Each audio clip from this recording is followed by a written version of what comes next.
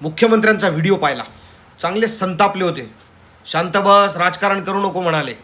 समोर कोण होतं? आपले शेतकऱ्याचे पोट्टे, ज्यांचं सगळं या निसर्गानं वाहून नेलं, चिखलात भरलेले. तर मुख्यमंत्री देवेंद्रजी फडणवीस साहेब, शेतकरी त्यांचा हक्क मागतोय आणि काय तुमच्या घरातून नाही है ना. या पावसानं त्यांचं होत्याचं नव्हतं झालंय. लेकराच्या भविष्यापासून संसाराच्या आधारापर्यंत सगळं वाहून गेलंय.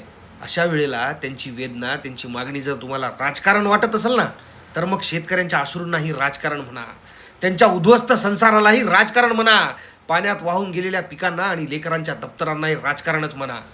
शेतकरी काळ्या मातीत जगतो, मातीसाठी मरतो, पण आज तो न्याय मागतोय, आधार मागत आहे. त्याचा आवाजही ऐकून घ्यायचा नसेल तर त्यांनी त्याच 20 लाखाच्या पलंगासकट तुम्हाला पुरात का फेकू नये?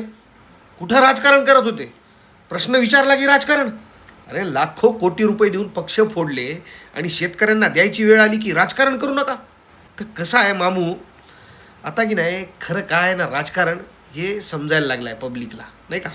उद्या सविस्तर बोलतो.